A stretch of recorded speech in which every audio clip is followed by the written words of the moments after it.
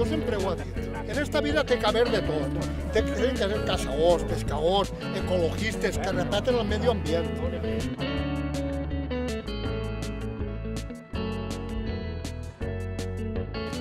Y así tenemos un problema molt gran en esta bola, perquè l'aigua no hi se tapa i entonces si no pot eixir l'aigua no podem treure aigua.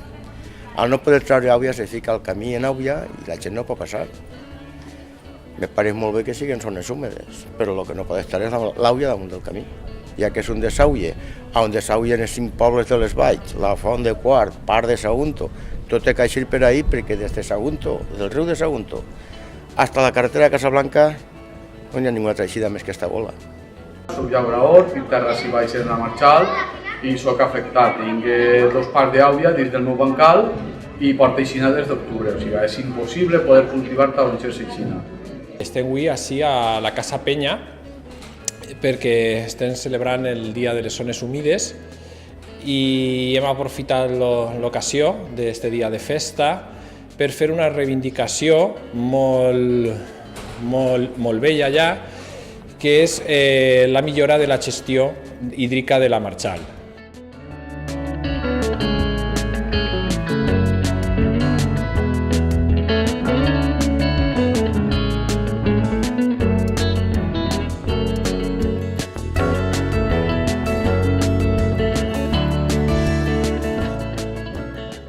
Efectivament, nosaltres sempre hem tingut un problema seriós en la situació del no funcionament de la gola.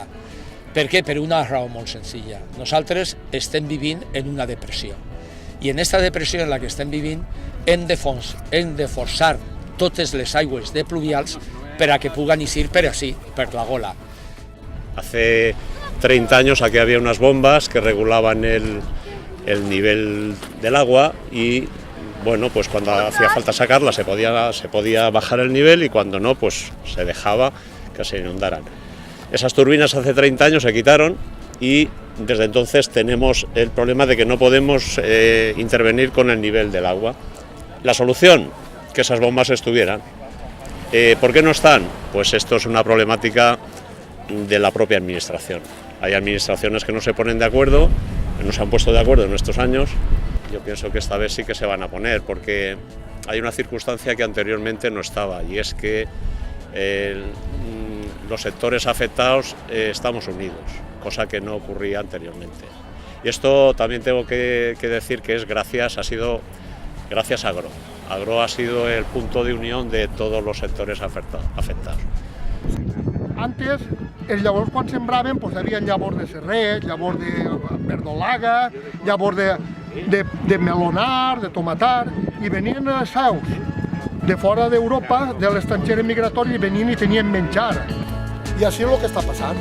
Així en la gola el que està passant és que no entren angules, que l'angula són les anguiles del dia de demà, no entra llissa, no entren llobarros.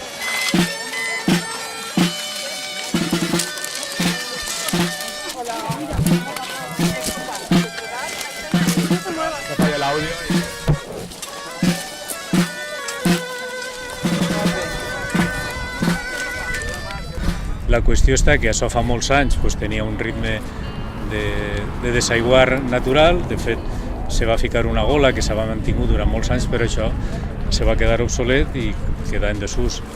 Ara s'han trobat, probablement per lo que me diuen, per la presa d'Algar, que està alimentant molt més els ullals de la Font de Quart i els que arriben ací, que n'hi ha un aport d'aigua més considerable i el que antes igual no era tan preocupant, ara ja és un problema.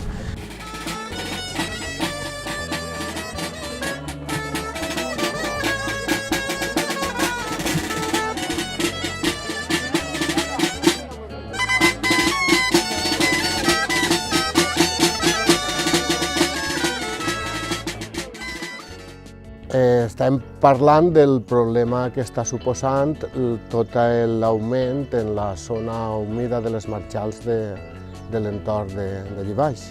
Però és una gran avantatge que tenim aigua. En moltes zones estan tenint escasses d'aigua i així tenim aigua. El que ha passat és que el problema que està venint ara dels nivells alts venia ocorrint cada 9 o 10 anys i a banda el mateix sector agrícola s'encarregava de gestionar l'ús d'aigua per poder plantar. Ara el sector agrícola no té mitjans per a poder buidar l'àvia en l'època de sembra, perquè no té rentabilitat, i els aports són molt majors. Entonces, el que haurà que fer, ja que tenim la zona protegida com a d'interès general de zones humides i des de la xarxa 2000, hi haurà que tornar a definir els usos. Així que nosaltres continuarem fent aquestes reivindicacions fins que arribem a obtindre un resultat i la marxal pugui funcionar com es mereix.